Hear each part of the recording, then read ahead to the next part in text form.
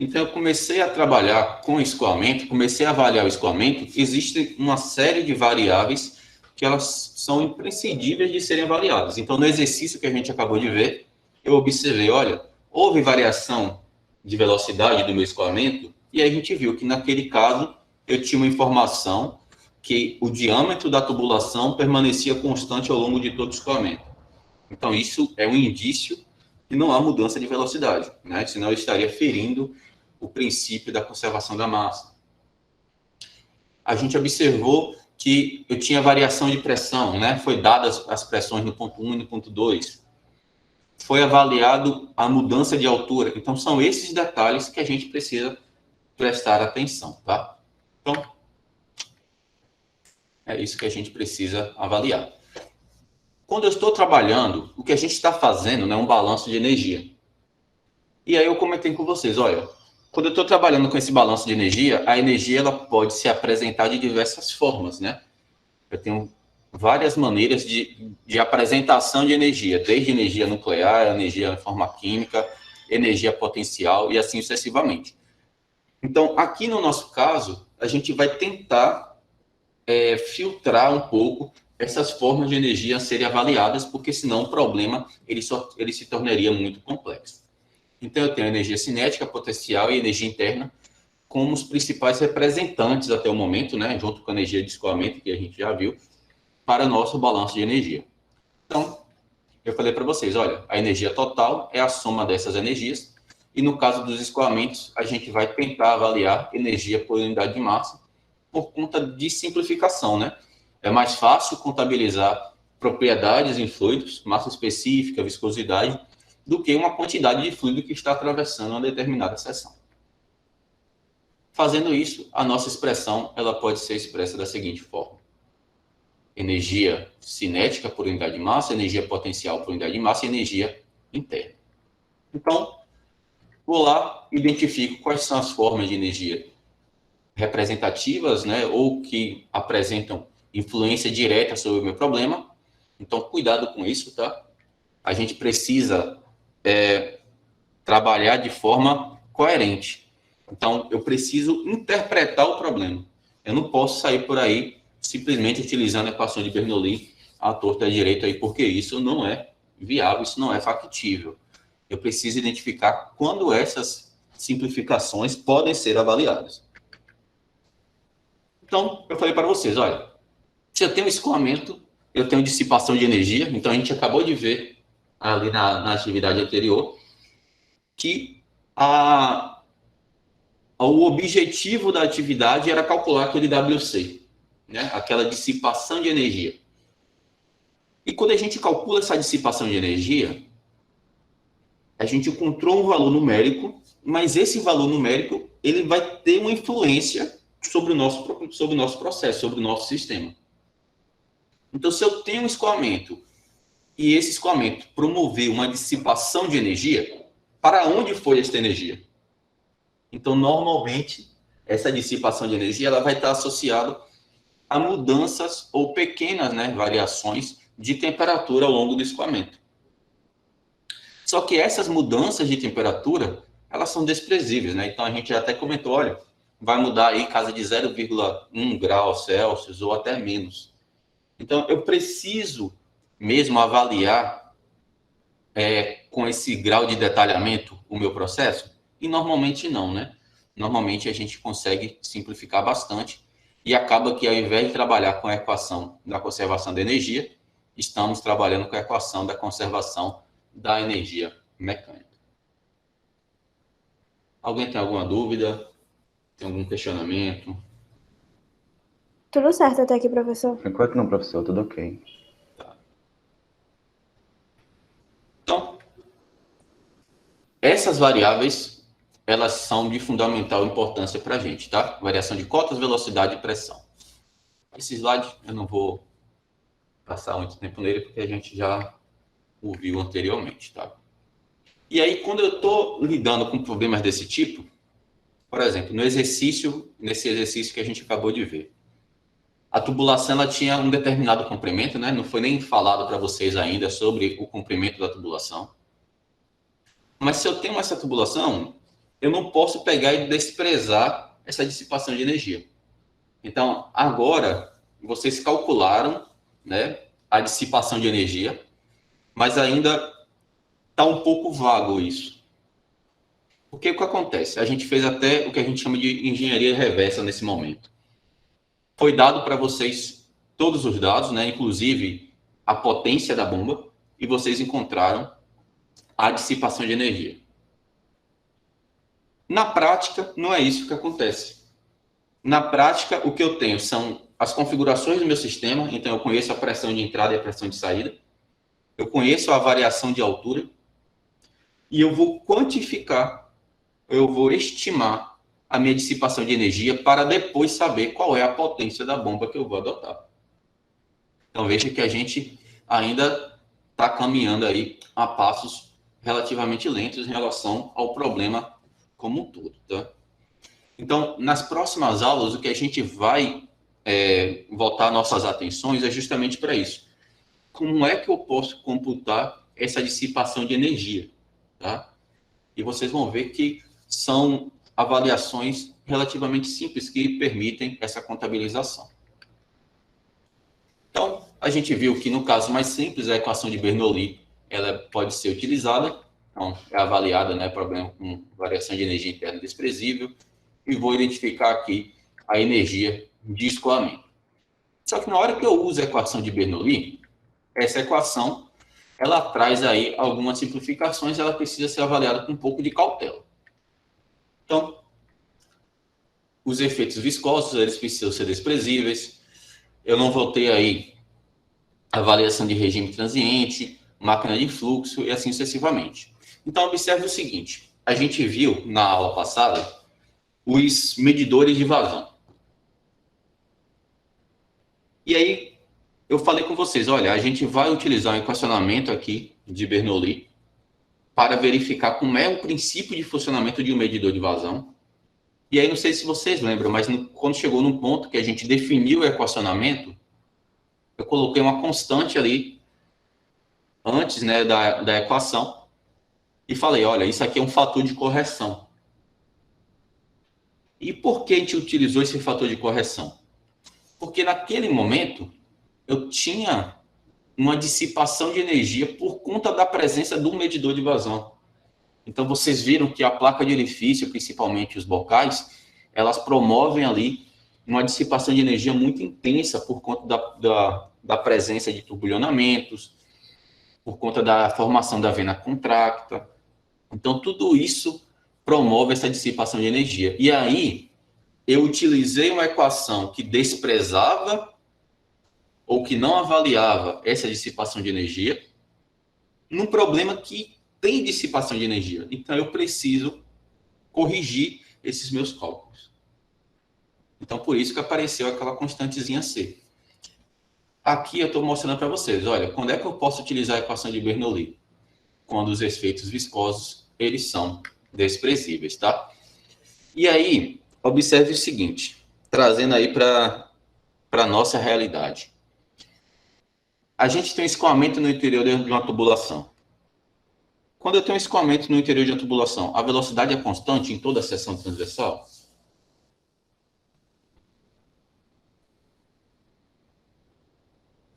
Vai depender do tamanho da variação do tamanho da seção. Não. A velocidade não é constante, né?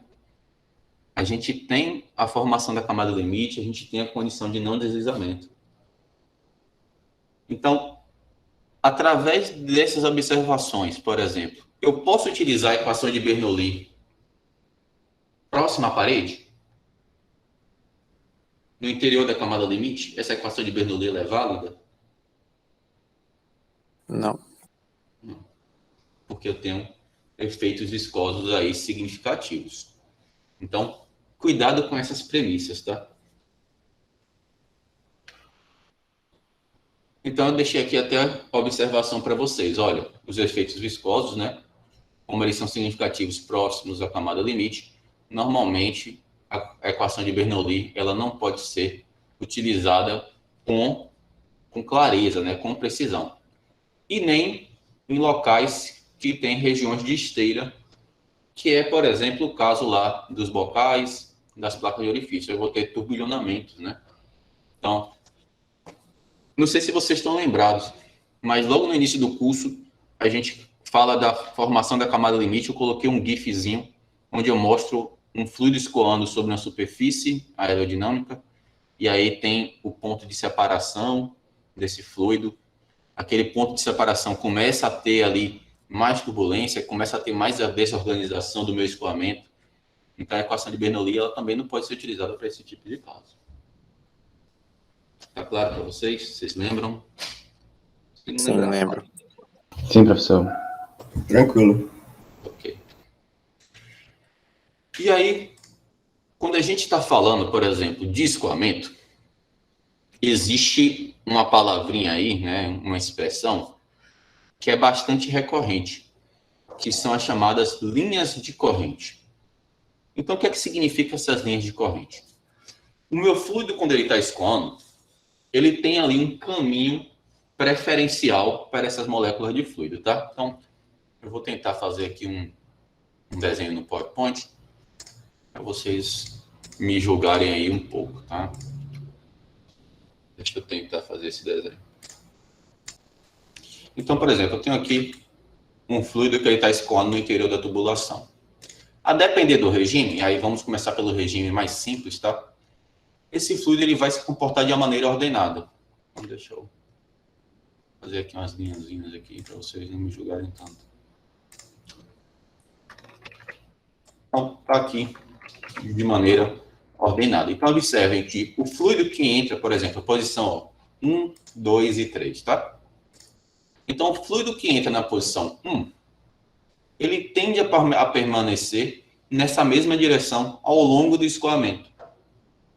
Então, a linha de corrente, ela é uma região, né, um local de maior probabilidade que nós vamos encontrar aquele elemento de fluido.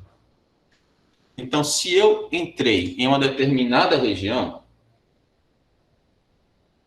esse meu fluido ele tem uma probabilidade maior de ser encontrado nessa linha de corrente. Então, a linha de corrente é um local virtual, tá? Onde eu tenho essa maior probabilidade. E assim sucessivamente. Então, por exemplo, o que é feito na prática, tá? Eu posso colocar um elemento fluido radioativo, por exemplo. Então, tem uma técnica que chama emissão de pósitrons, tá? E eu consigo observar, eu consigo acompanhar essa molécula de fluido, esse elemento de fluido ao longo do escoamento, e assim definir essas linhas de corrente. Só que essas linhas de corrente, elas são bonitinhas assim, quando eu estou avaliando, por exemplo, um escoamento em regime laminar. Quando eu tenho um escoamento em regime turbulento, aí essas linhas de corrente já não ficam tão mais ok dessa forma, né? Começa a haver aqui uma mistura do meu escoamento. Eu começo a ter maior dissipação, inclusive, né? Trazendo até para vocês aí, eu começo a ter maior dissipação de energia por conta das forças cesarianas. Essas linhas de corrente, elas acabam se perdendo. Então, teoricamente, né? As linhas de corrente, elas são definidas dessa forma. Tá claro para vocês? É sim, professor. Ok. Então, quando a gente está falando das linhas de corrente, por que é importante definir essas linhas de corrente, tá? É nelas que a equação de Bernoulli pode ser aplicada. Se eu conhecer a linha de corrente, eu consigo aplicar a equação de Bernoulli satisfatoriamente nesses pontos, tá? E aí eu consigo definir, por exemplo, qual é a pressão em cada ponto do meu escoamento. Então, ali na tubulação, vocês vão ver que é até simples de ser avaliado. Mas eu tenho geometrias ou formas mais complexas, e às vezes eu preciso definir essas pressões. Se eu conseguir definir a velocidade, por exemplo, a pressão em um determinado ponto, e conhecer a minha linha de corrente, eu consigo determinar a pressão em qualquer outro local. E para avaliações aerodinâmicas, por exemplo, design mais robustos, essas informações elas são bastante preciosas. Tudo bem?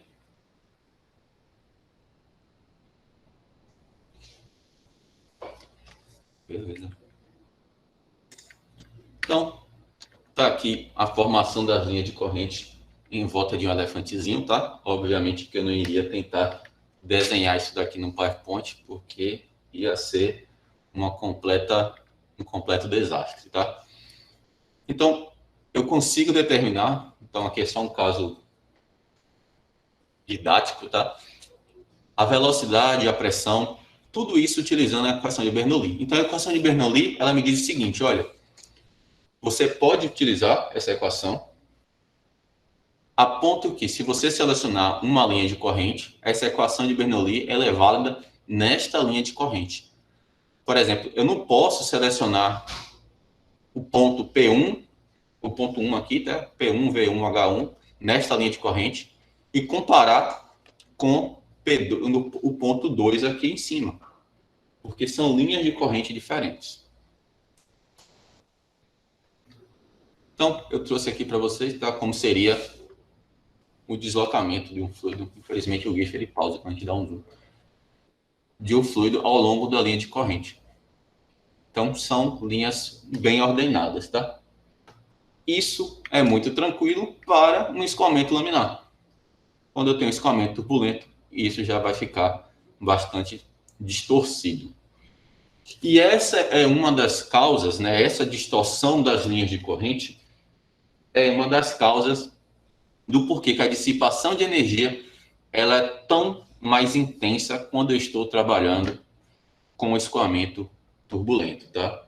Então, vocês vão ver que nós vamos trabalhar com essa quantificação da dissipação de energia viscosa aí, em regime laminar e regime turbulento. Nós teremos correlações que definem essa dissipação de energia tanto em regime laminar quanto em regime turbulento. E essas dissipações, elas são mais intensas em regime turbulento. E a gente vai verificar isso na prática. As equações mesmo vão nos mostrar essas dissipações maiores, tá? E existem aí várias observações a serem feitas e no momento adequado nós iremos fazê-las, tá? Então eu tenho aqui minha equação de Bernoulli. Precisa avaliar o significado físico dos termos. Então, fiquem atentos a esses pontos físicos, tá? Então, energia cinética, energia potencial e energia de escoamento. Observem que a soma das energias em uma linha de corrente, ela se mantém constante. E, então, observem que energia, ela é constante ao longo de uma linha de corrente, tá? A gente vai precisar dessas avaliações. E aí, o que pode acontecer é que eu tenha variação das energias, né, de formas de energia, então elas são convertidas umas nas outras. O que garante isso? O princípio da conservação. Aí o que acontece? Deixa eu voltar aqui para vocês. Nós temos a equação de Bernoulli escrita na sua forma clássica, né? Energia aqui específica. Só que nem sempre vocês vão identificar a equação de Bernoulli dessa forma, ou melhor dizendo, em alguns momentos é mais interessante trabalhar com a equação de Bernoulli utilizando outras unidades. Então, por exemplo, a gente vai se deparar com problemas, né, ou com equipamentos que vai dizer o seguinte, olha, esse equipamento ele vai promover uma perda de pressão de tal valor. Então, às vezes fica estranho a gente trabalhar com energia por unidade de massa. Ou então vocês vão se deparar com problemas ou com fornecedores, tá? Que vai falar o seguinte, olha, essa válvula ela tem uma perda de carga de 3 metros. Ou essa bomba ela fornece uma carga de 20 metros. Então veja que eu não estou falando de energia, eu estou falando em carga, algo relacionado a comprimento. Então a gente precisa facilmente, né, ter noção de como transformar um tipo de unidade em outra. Então, eu trago também essa observação para vocês.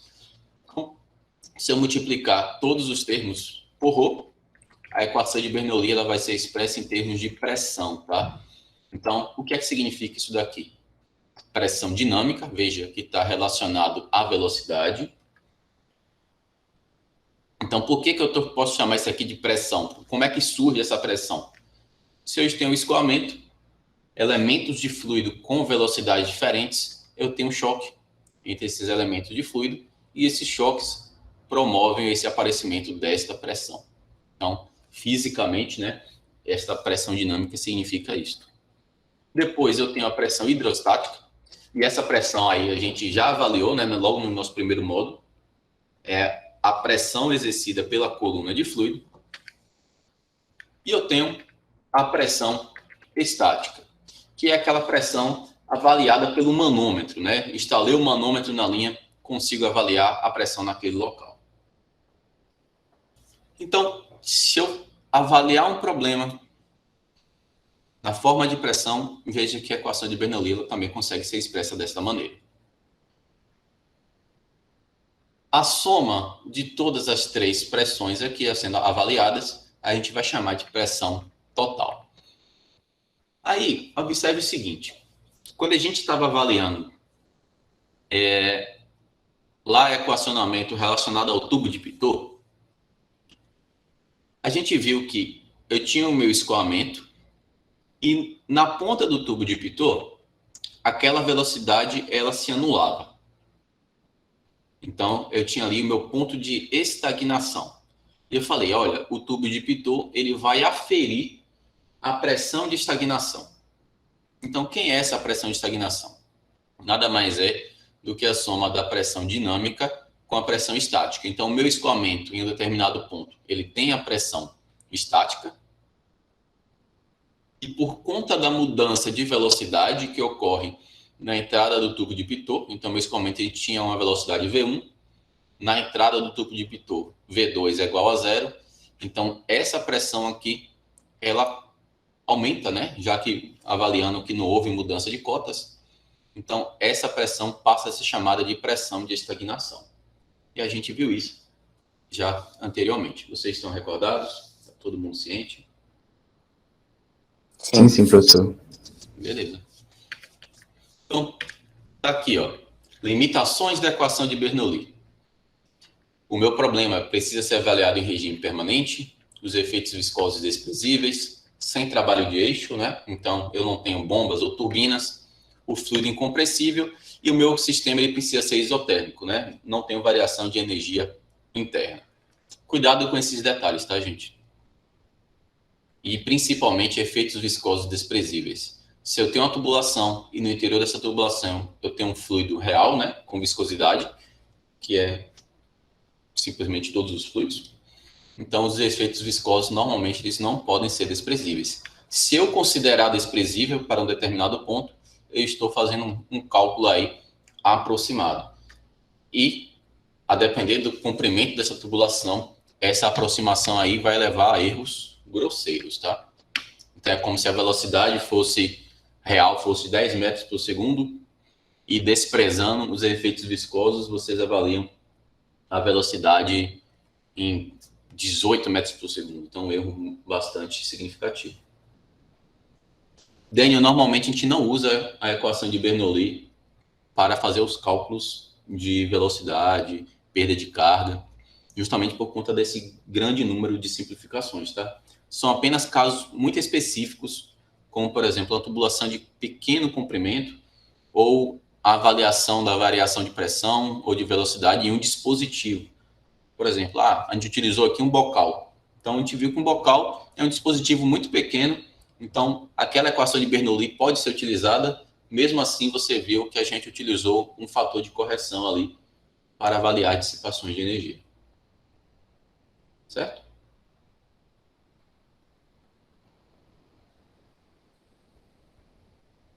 Ok. E aí, o ápice da aula de hoje aqui é justamente a gente avaliar essa energia que a gente vem contabilizando. E aí existem duas avaliações que podem surgir, né, que são avaliadas com frequência na indústria. Então, se vocês forem na indústria lá, vocês vão ver lá na sala de controles vários monitores, e dentre esses monitores são expressos, né, são apresentados a linha piezométrica ou a linha de energia. Essa linha piezométrica, ela também é chamada de linha hidráulica, tá? Hydraulic Grade Line, Energy Grade Line. Então, só para vocês ficarem aí cientes, caso encontrem esses outros termos, tá certo? A linha piezométrica, a gente vai avaliar, por exemplo, aqui na forma de pressão, tá? Então, eu posso pegar e dividir todos os termos por ρg. Na hora que eu faço isso, se vocês fizerem análise dimensional, principalmente o Z aqui já deixa claro, eu estou expressando a equação de Bernoulli em termos de carga, em termos de altura. Então, essa expressão, ela é bastante utilizada na prática, tá? Então, vocês vão ver bastante falar assim, olha, ocorreu uma perda de carga de 20 metros. Então, ocorreu, o meu fluido, meu escoamento, ele tem uma carga de 5 metros. O que é que isso significa? Fisicamente. Relacionado, talvez, às pressões com as alturas. Com essa variação de altura, eu vou ter uma diferenciação da minha pressão, da interpretação que eu tive. Perda de energia ou elevação para perda de energia ou a energia que eu posso para elevar um certo volume de fluido? É mais ou menos por aí. Porque, veja, se eu falar para vocês, olha, o meu fluido, naquele ponto daquele meu escoamento, ele tem uma pressão de 100 kPa. Fisicamente, o que é que isso representa? Como é que eu posso imaginar isso na prática? Vocês compreendem que às vezes a gente perde a sensibilidade física quando a gente começa a utilizar algumas unidades? Ou então eu falar, por exemplo, olha, eu tenho ali como foi o caso, né? 155 joules por quilograma. A bomba consegue fornecer essa quantidade de energia. Mas como é que eu posso imaginar isso? Como é que eu posso imaginar a influência disso sobre o meu escoamento? Então, às vezes, a gente tenta representar as equações através de outras unidades para ficar mais simples essa interpretação. Então, quando eu falo, por exemplo, em carga, eu estou dizendo o seguinte, olha, se meu fluido tiver uma carga de 5 metros, quer dizer que a energia que eu tenho naquele fluido, né, avaliada aqui na forma de carga, ela tem a capacidade de elevar o fluido a 5 metros de altura. Então, eu já começo a imaginar fisicamente o efeito, né, aquela quantidade, a magnitude daquilo dali. Então, por exemplo, se eu estiver projetando um prédio, tá? Um prédio de 20 andares aí, 40 metros de altura, aproximadamente. Uma bomba que fornece uma carga de 10 metros, ela seria o suficiente? Não. Não. Então, veja que fica mais simples, fica mais claro a gente avaliar essa capacidade dessa bomba, isso quando eu expresso em termos de carga. Agora, se eu falasse para vocês, olha, eu estou projetando um prédio de 20 andares, 40 metros. Uma bomba de 155,2 joules por quilograma. Ela seria o suficiente? Como é que eu posso fazer essa relação do meu equipamento com o meu problema? Ficaria um pouquinho mais complexo, não ficaria? Teria que fazer umas continhas aí. Então, por isso que normalmente vocês vão ouvir falar bastante aí de carga e de altura. Tudo bem para vocês? Alguém tem alguma dúvida? Tranquilo, professor. Ficou mais claro. Ok. Eu entendi a parte de ganho de carga, né? Eu consigo levar, por exemplo, 5 metros do meu fluido, mas quando eu falo, a bomba ela tem uma perda de carga de 3 metros. Como é o significado físico? É o que a carga que ela levantaria, vamos dizer assim, menos a perda? A bomba não vai ter uma perda de carga, não. A bomba vai fornecer uma carga de 3 metros. Então, ela consegue elevar o fluido a 3 metros de altura. Agora, se você tiver, por exemplo, eu tenho um dispositivo, eu tenho uma placa de orifício. Eu falo o seguinte, olha, essa placa de orifício, ela fornece uma perda de carga de 2 metros. E antes, a carga que meu fluido, né, a energia que meu fluido apresentava em termos de carga, era igual a 5 metros. E passou por essa placa de orifício. Quer dizer que antes, o meu fluido tinha capacidade de se elevar a 5 metros de altura. E agora, por conta da presença da placa de orifício, 2 metros na forma de energia ali foram retirados do meu escoamento. Então agora ele só consegue se elevar a 3 metros. Entendeu? Sim, agora entendi. Obrigado. Nada? Gente, alguém não entendeu? Ficou confuso para alguém? Se manifesta, por favor. Professor, no caso, em relação às outras variáveis, né, medir pressão, como no caso seria mais fácil, seria uma das razões pela qual a gente expressa em termos de pressão ou não tem conexão? Não, tem conexão também. Você vai ver que vai chegar um momento em que, se você conseguir aferir a pressão, você pode utilizar seu equacionamento na forma de pressão aqui, não tem problema algum. Só que aí você vai ter que fazer algumas continhas aqui também, né? A gente utiliza normalmente na forma de carga, porque você vai ver, principalmente nas próximas aulas, os instrumentos, os acessórios que a gente vai falar tanto, as bombas, né, as máquinas de fluxo, normalmente os fornecedores, eles avaliam também carga. Então, tem até isso nas aulas passadas, não sei se vocês lembram, que eu mostrei um gráfico onde avaliava a eficiência da bomba em função da vazão. E ali na lateral tinha a carga que a bomba fornecia. Ó, aqui é um gráfico de uma bomba. Ó. Veja que é vazão e aqui eu tenho carga. Aqui tem carga dada em pés e aqui carga em metros. Então agora vocês já estão aí devidamente apresentados o que significa carga. Então são esses tipos de gráficos que vocês vão se deparar daqui para frente. Tá claro para vocês? Alguém tem alguma dúvida? Tá ok, professor. Obrigado. Tranquilo, professor. Ok.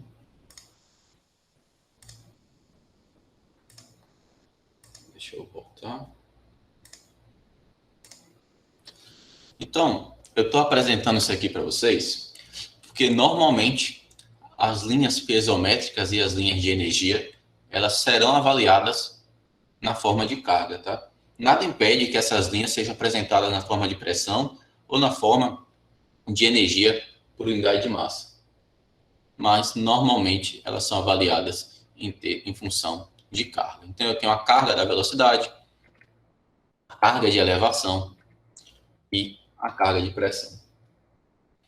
Então, por que eu falo, por exemplo, olha, essa carga aqui é a capacidade de elevação do meu fluido a determinada altura. Então, normalmente, esse Z é considerado zero no início, né? Conforme o fluido ele vai aumentando de altura, ele vai perdendo energia cinética. Então, energia cinética ela vai sendo transformada em energia potencial. Ela vai perdendo energia de escoamento, então vai diminuindo a pressão e vai se transformando em energia potencial. Então, meu fluido ele vai subindo, vai perdendo essas duas formas de energia e vai ganhando energia aqui, ou carga, na forma de elevação. Então, eu vou aqui construir minha linha piezométrica com vocês, tá? E vocês vão entender o porquê o nome. Atualmente, esse nome já é um pouco ultrapassado, né? Mas ele foi mantido. Então, por que eu estou falando que é ultrapassado? O que é um piezômetro, né? A gente já conversou anteriormente, mas não custa relembrá-los. Eu tenho uma tubulação principal e ao longo dessa tubulação principal eu instalo ali canais, né, tubulações de menor diâmetro, perpendiculares à tubulação principal. E este aparato ele está aferindo que tipo de pressão ou que tipo de carga? O que é que vocês imaginam aqui? Eu vou até voltar, tá? Qual dessas formas aqui de carga que o piezômetro ele consegue avaliar?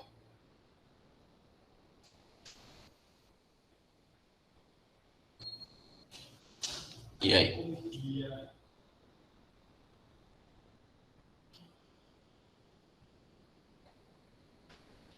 Ele só consegue avaliar a carga de pressão. Porque meu escoamento ele continua com velocidade, veja que o piezômetro ele não promoveu mudança de velocidade no escoamento, e o piezômetro ele não promoveu mudança de cota, né? Então, carga de pressão. Certo? Então, o piezômetro ele vai medindo a pressão estática ao longo do meu escoamento. E aí, o que é a linha piezométrica? Coloca-se, né, ou colocava-se vários piezômetros ao longo da linha e ia se aferindo esta pressão estática ao longo de toda a minha linha. Por que eu faria aí? Por que fazia-se isso, né? Porque se eu tenho dissipação de energia, essa dissipação de energia e a minha tubulação for na horizontal, por exemplo, né, o balanço de massa não permite a variação de velocidade, então a pressão, né, ou a forma de energia que era modificada ao longo do escoamento era a pressão estática. Então, por isso que utilizava-se piezômetros. Mas observem que esse tipo de aparato experimental, ele é muito arcaico, né? Então, hoje nós temos aí sensores de pressão bem mais precisos, com uma facilidade de monitoramento muito melhor, acoplados aos nossos escoamentos. Dúvidas? Ficou confuso? Quer que eu repita? Professor, pode repetir, por favor? Posso. Qual parte você quer que eu repita? Falando sobre o quê? O significado. Tá, vamos lá. Por que eu estou chamando de linha piezométrica? Inicialmente, ela foi concebida utilizando piezômetros. E o que são piezômetros? São essas tubulações de pequeno diâmetro que são inseridas perpendicularmente à minha tubulação principal. Até aí, tudo bem? Sim. Perfeito. Então, por que eu instalava os piezômetros, né? Por que os piezômetros eram instalados? Porque ao longo do escoamento eu vou ter dissipação de energia e essa dissipação de energia ela vai ser identificada devido a essa variação de altura aqui. Se eu estou perdendo pressão, vocês conseguem identificar que a altura do fluido no interior do piezômetro ele vai se alterando? Sim. Beleza. Então, tá aí. Se eu tiver uma tubulação com diâmetro constante, por exemplo, eu não vou ter motivos para avaliar a variação da velocidade. Se a tubulação estiver na horizontal, eu não vou ter motivos para avaliar a variação de cotas. Então, Se não tiver curvas, professor. se tiver o quê? Curvas. Se tiver curvas, Andressa, aí a gente vai ter dissipação de energia por conta da presença de um acessório. A gente vai ver principalmente nas próximas aulas, que curvas, T's, válvulas, a gente vai chamar de acessórios de uma maneira genérica, e esses acessórios, eles são sumidouros de energia. Eles promovem a dissipação de energia significativa. Tanto que quando a gente está construindo a nossa linha, a nossa tubulação, a gente precisa minimizar o número de acessórios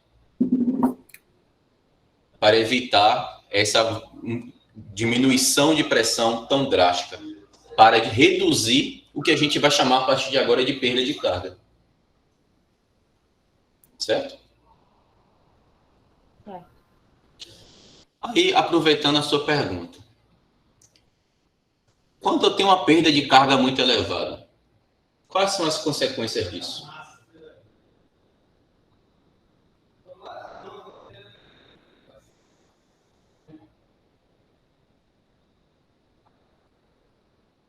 Como é que a gente pode identificar, olha, meu sistema tem uma perda de carga muito elevada.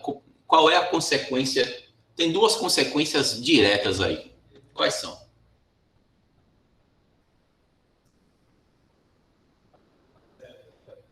A diminuição da pressão durante o escoamento. Tá, eu perdi carga, diminui pressão. Mas e aí, o que é que eu preciso fazer para resolver esse problema? Como é que eu resolvo isso? O que é que isso vai influenciar no meu sistema? Vai influenciar na quantidade de escoamento e para resolver isso coloca uma bomba para aumentar a pressão do fluido. Então coloca uma bomba, beleza. Só que na hora que eu coloco uma bomba, então a Andressa também falou aqui no chat, se eu tenho uma perda de carga elevada, eu vou ter a necessidade de colocar uma bomba com maior carga, com maior potência. E isso vai estar agregado a um maior custo, né? Se eu tenho uma bomba maior, eu preciso ter um custo maior de implementação disso daí. Só que eu tenho outra consequência também por conta da perda de carga. E a gente já falou isso anteriormente. Quando eu tenho uma perda de carga elevada, quer dizer que eu estou diminuindo muito a pressão. Se eu estou reduzindo muito a pressão na linha, qual é uma consequência direta dessa diminuição de pressão? O que é que pode ocorrer? Cavitação? Cavitação. Então, vejam que no momento em que eu simplifico a minha linha, eu estou reduzindo o custo ao selecionar uma bomba de menor potência, por exemplo, mais simples, e além disso eu evito a cavitação. Então está aqui o nosso piezômetro, tá? A nossa linha piezométrica. Depois disso, a gente vai começar a construir a linha de energia. E aí a linha de energia, ao invés de utilizarmos um piezômetro, vamos utilizar um tubo de Pitot para computar. Aí eu pergunto a vocês, olha, o piezômetro, ele está aferindo a pressão estática. Quando eu utilizo o tubo de Pitot, vou até voltar aqui para vocês identificarem. Quais são as formas de pressão que o tubo de Pitot vai contabilizar? Ou as cargas que o tubo de Pitot contabiliza? Pressão de estagnação? E o que é a pressão de estagnação? Elevação não, Larissa, porque É a velocidade e a pressão. a elevação não vai ter mudança de altura com o tubo de Pitot. Então, o tubo de Pitot ele está avaliando não só a pressão estática, como também, né, a pressão dinâmica, né, a carga de velocidade e a carga de pressão. Então, o tubo de Pitot ele vai avaliar esses dois pontos, tá? P mais ρV ao quadrado sobre 2. Então, no momento que eu observo o meu sisteminha aqui, tá aqui, imagina que eu tenho um piezômetro e um tubo de Pitot no mesmo ponto da linha. Qual dos dois vai apresentar a maior coluna de fluido aqui interna? Ou qual dos dois a pressão vai ser maior? O tubo de Pitot ou o piezômetro?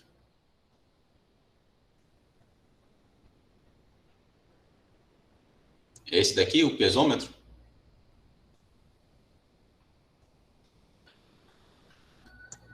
Todos concordam com a Andressa? Eu acho que ele debitou. É o tubo de Pitot, Andressa. Porque o piezômetro ele vai medir só a pressão estática. Já o tubo de Pitot ele vai medir a pressão estática mais a pressão dinâmica. Então, a entrada, a altura do fluido no interior do instrumento, ele vai ser bem maior, né? Eu vou ter uma maior pressão aqui. Tá claro para vocês isso? Alguém não entendeu? Quem não entendeu, por favor, fala aí para mim.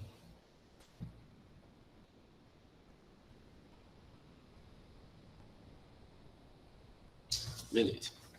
Então, vamos continuar. Então, eu peguei aqui um probleminha, tá? Onde eu tenho a linha de energia e a linha piezométrica. Aí observe o seguinte. A linha de energia, ela se manteve constante aqui ao longo da tubulação. A linha piezométrica, não. Eu tenho uma mudança de altura aqui na linha piezométrica. Por que isso ocorre? Tem uma diminuição na seção ali, aumenta a velocidade, diminui a pressão. Diminui a pressão. Então, a linha piezométrica ela está relacionada justamente a essa pressão. Todo mundo consegue avaliar isso com clareza? Quem não consegue, levanta a mãozinha aí, por favor. Repito, sim. Eu tenho meu escoamento. No momento que eu tenho uma restrição, no momento que eu tenho uma diminuição de diâmetro, eu tenho um aumento de velocidade. Se eu tenho um aumento de velocidade, o que acontece com a pressão naquele ponto?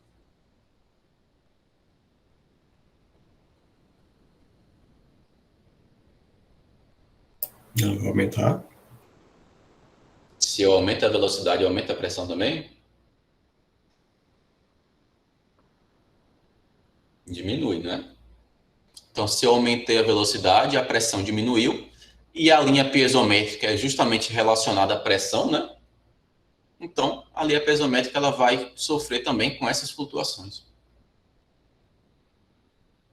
Tá claro para vocês? Entendi, professor. Ok. aqui essas observações. Aí observe o seguinte. Nesse exemplo, a linha piezométrica, ou a linha de energia, melhor dizendo, ela está constante. O que significa isto? Conservação da energia. Conservação de energia. Eu não tenho dissipação viscosa, né? Eu não tenho trabalho viscoso. Então, H é constante. Isso, para a maioria dos casos, não é realidade, né? Isso aqui é um sistema ideal, porque eu não tenho dissipação de energia. Olhando aqui para essa figurinha, esse trecho lembra o que para vocês? Eu Como é esqueci que eu- o nome, mas é um dos equipamentos. Isso, uma boa. Andressa falou ali, é o Venturi. Então, observem que eu posso utilizar a geometria, eu posso utilizar a meu sistema de tubulação já para auxiliar na avaliação de quantificação de vazão, tá? Então, já vamos tentar trazer essas ideias aí à tona. Então, eu vou pegar aqui um caso mais real. Eu peguei um caso em que a minha linha de energia ela é decrescente. Então, observe que conforme o escoamento ocorre, eu vou perdendo energia aqui ao longo dele. Aí vamos lá. Vamos tentar entender aqui algumas nuancezinhas aqui, tá? Observe o seguinte. Observem principalmente essa região aqui que eu estou marcando para vocês e esta outra região. Por que estas regiões possuem inclinações distintas? Por que a dissipação de energia aqui ocorre, por exemplo, mais rapidamente do que neste ponto? Por que aqui a inclinação é maior do que aqui? A variação de cota? Não. Eu tenho mesmo, a tubulação está aqui, é na horizontal. Ó.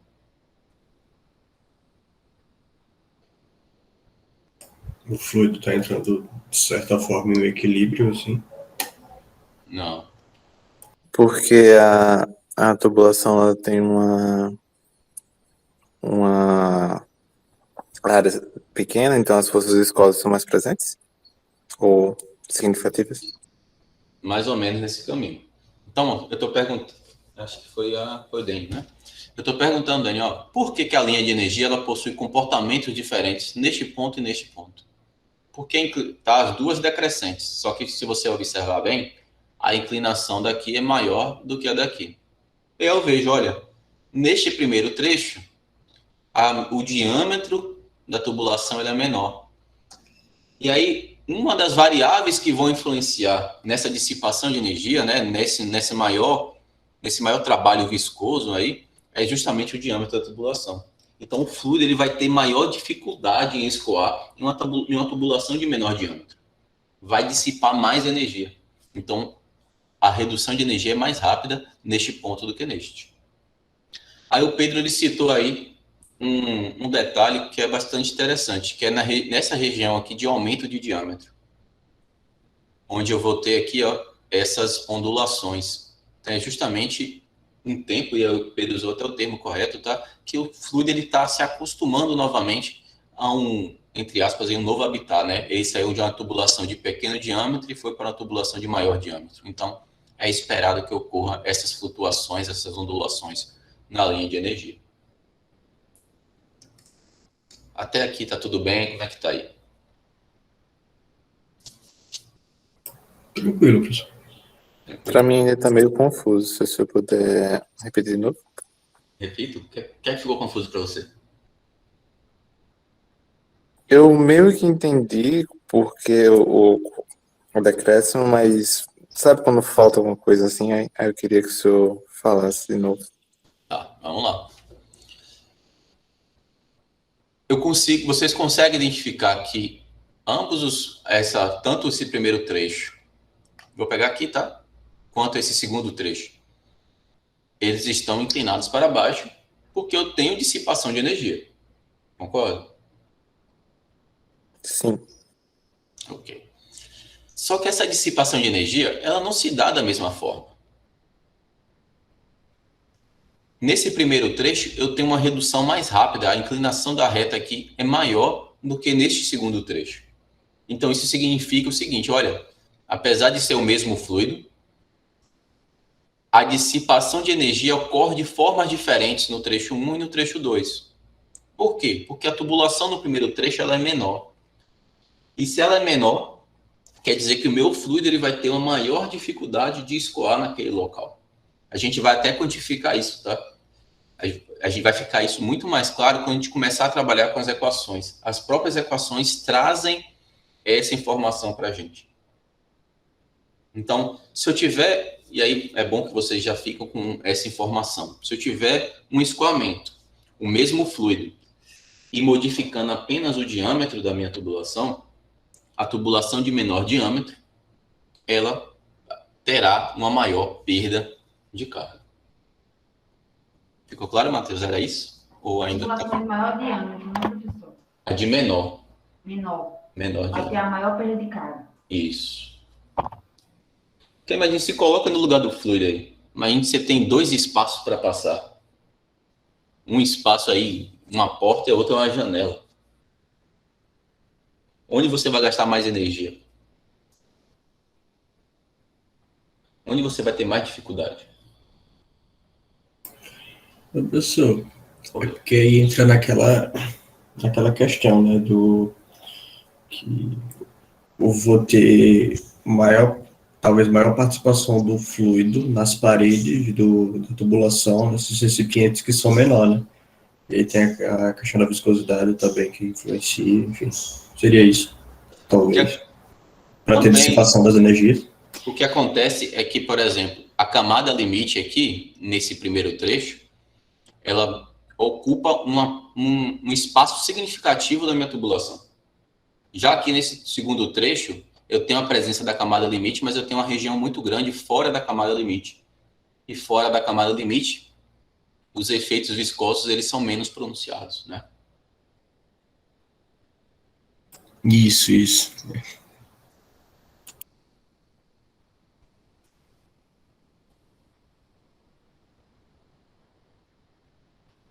Daniel, a linha de energia ela é descendente porque eu tenho dissipação de energia mesmo. E a linha piezométrica mostra isso por quê? Porque aqui a dissipação de energia vai ser contabilizada pela variação de pressão, né? E a linha piezométrica está medindo a pressão estática. Então, eu tenho mudança de velocidade, por exemplo, nessa última parte? Não tenho. Mas mesmo assim continua decrescente. Por quê? Porque eu estou perdendo energia na forma de energia de escoamento, né? Avaliada pela pressão estática.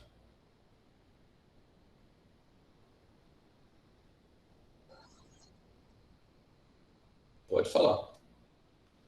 Até eu entendi. Eu queria que o senhor repetisse e explicasse um pouquinho melhor sobre a parte que o Pedro falou, né, do tempo do fluido se adaptar de novo e por que isso influencia na perda de energia.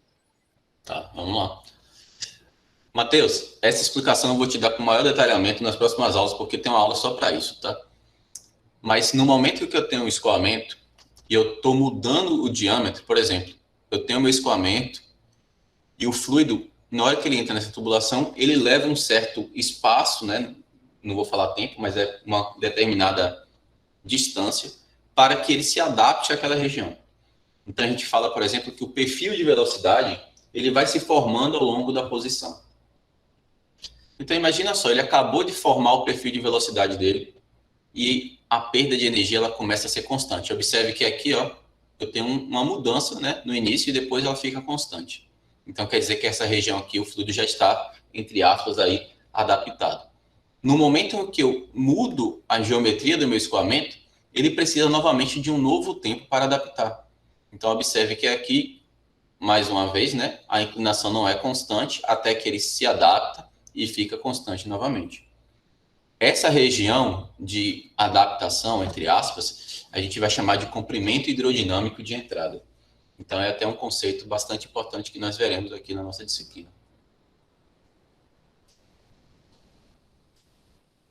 Dúvidas? Compreendi. Obrigado. Nada? Alguém tem mais alguma dúvida? Quer falar? Tudo certo, professor. Ok. Contemplado. Então, veja que agora esse H ele deixou de ser constante. E aí a gente vai começar a falar dessa nossa perda de carga. Aí eu trouxe aqui uma imagem para vocês entenderem o porquê que existe a perda de carga, né? Ou porquê que essa perda de carga pode ser intensificada. Então, eu tenho aqui, por exemplo, uma tubulação onde ocorre a presença de incrustações. Então, isso é muito comum, tá? A gente vai trabalhando, se a gente estiver trabalhando principalmente com soluções ou então com suspensões, normalmente, próxima à camada limite, o fluido tem uma menor velocidade. E aí, o material particulado ele começa a sedimentar e começa a ter essas incrustações aqui, esse impedimento do escoamento. Vocês acham que com isso daqui eu vou ter maior ou menor dissipação de energia? Muito maior. Maior. E aí tem duas formas de resolver isso daqui. Ou a gente utiliza uma limpeza química das tubulações, tá? Ou a gente tem que fazer um reparo mecânico mesmo. Então, abre ali as tubulações e começa a passar uma escova lá dentro para tirar essas incrustações, tá? Então, isso é bem comum de ser avaliado e realmente é uma situação bem complicada. Tranquilo? Pode falar. Tipo, quando a gente está falando de fábrica, tempo é dinheiro, né? Quando a gente está utilizando os equipamentos e tal. Então, de quanto em quanto tempo a gente teria que parar o sistema para colocar o produto químico para limpar ou fazer a limpeza mecânica? Você vai me responder isso no próximo slide. Você vai ver como que as linhas de energia e as linhas piezométricas podem nos auxiliar nessa manutenção, né? Nessa avaliação aí de calendário de manutenção. Então, eu peguei e fiz o seguinte, ó. Eu trouxe algumas linhas de energia para a gente tentar interpretar juntos. Eu tenho a seguinte linha de energia, ó. Ela começa a descer e aí, do nada, tem um pico de energia e começa a descer de novo. O que é que isso significa? Por que esse comportamento ocorreu? Teve a limpeza da linha, né? É a manutenção. Estava fazendo carga, comissionou, voltou a rodar. Mas antes disso, Andressa, olha só. Aqui eu tenho carga e aqui seria, por exemplo, o comprimento da tubulação. Aí, por conta da dissipação de energia, essa energia vai descendo, vai diminuindo. E aí eu tenho um pico de energia e depois volta a cair. O que é que pode fornecer energia ao escoamento? Uma bomba? Uma máquina de fluxo, a presença de uma bomba. Então, veja que se eu tenho uma linha de energia, eu consigo identificar em qual local está essa bomba. Aí agora aqui é o contrário. Eu tenho a minha linha de energia, ela está decrescente. Aí observe aqui um detalhe, tá? Essa inclinação do primeiro trecho é igual à inclinação do segundo trecho aqui nesse primeiro caso e nesse segundo caso também. A gente tem que estar atento a esses detalhes.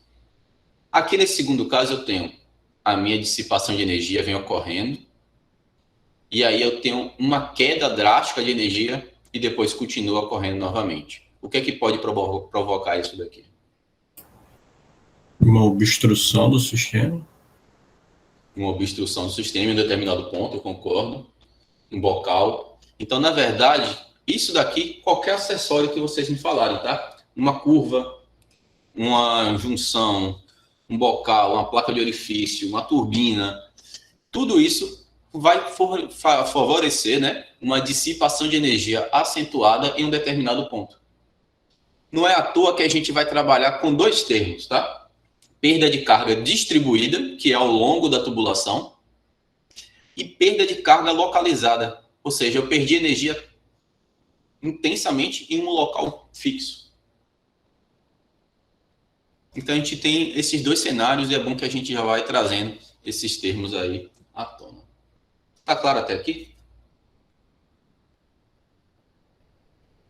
Ficou simples. Beleza. Então, tem agora outros dois gráficos. Eu tenho um onde eu tenho uma dissipação de energia homogênea, tá? Aí eu tenho uma mudança de comportamento. E no segundo gráfico, Aqui são dias diferentes, tá? Dia 1, dia 2 e dia 3. É a mesma tubulação, mesmo fluido, mesma condição operacional. O que é que provocou esse primeiro comportamento e o que é que provocou esse segundo comportamento?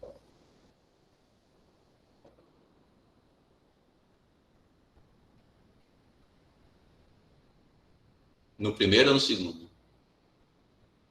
Vamos primeiro, o primeiro comportamento, o primeiro gráfico. O que é que vocês acham que está ocorrendo ali?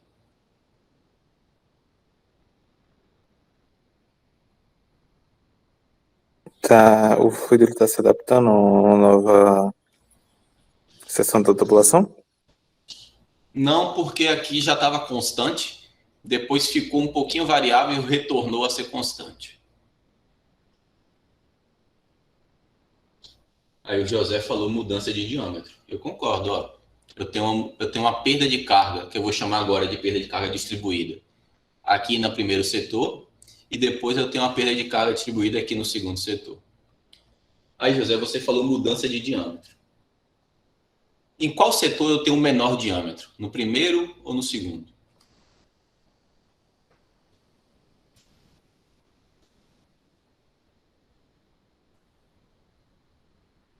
No segundo. Porque quanto menor o diâmetro, mais intensa será a dissipação de energia. Mais difícil é para o fluido escoar naquele local. Ficou claro?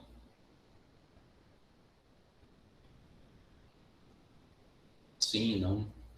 Confuso. Entendi, professor. Repito. Olha, José, o que você falou está correto. Eu tenho uma mudança de diâmetro aqui, por isso que eu tenho comportamentos diferentes. Só que no segundo trecho, essa dissipação de energia ela é mais acentuada.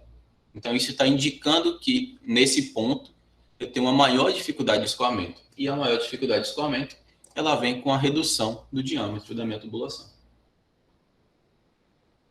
Então, por enquanto, a gente vai falando assim, tá? Desses termos mais grossamente avaliados, tá? E já já a gente vai entrar nos pormenores. Disponha. Agora, o segundo caso. Vamos avaliar aqui todas as observações possíveis, tá? A primeira observação é que as condições operacionais são mantidas constantes. É o mesmo fluido, mesma tubulação, tá? O que aconteceu aqui? Por que mudou a perda de carga? Vamos supor aqui que são dias diferentes.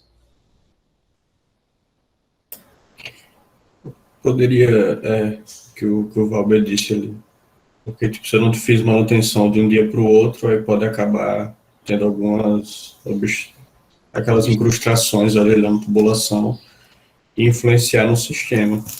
E aí, tipo, seria um sistema também que não teria bombas para ter aumento de energia, né? Seria algo mais constante assim.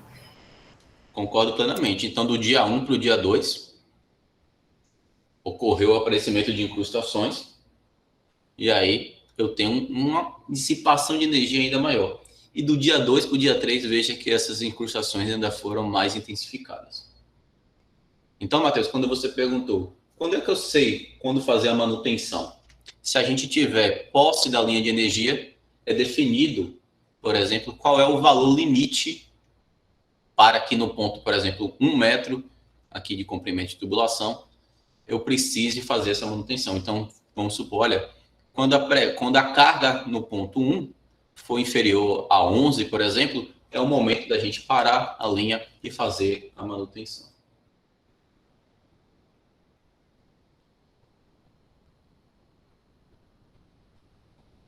Não de um dia para o outro, né? Isso aqui é questão de meses, tá, Dani? Se for de um dia para o outro, a gente tem aí alguns problemas bem sérios para serem avaliados. Aí vamos lá, outro cenário. Eu quero saber aí por que agora vamos supor que eu esteja avaliando a mudança de condição operacional. Maior para menor produtividade. Onde é que eu vou ter maior perda de energia? Quando eu tenho um escoamento com maior velocidade ou com menor velocidade? Maior velocidade. Com quê? Maior velocidade. Maior velocidade. Então, maior velocidade, eu vou ter mais dissipação viscosa. Então, veja que a gente pode até migrar para regime turbulento. Então, eu tenho maior dissipação aqui no mesmo trecho. Então, a gente está avaliando aqui o efeito do diâmetro, o efeito da velocidade, a presença de incrustações, tá? Então, tudo isso a gente precisa avaliar quando estiver aí projetando o nosso sistema de tubulações. Ficou claro para vocês qual é o sentimento aí da aula de hoje? Como é que está acontecendo?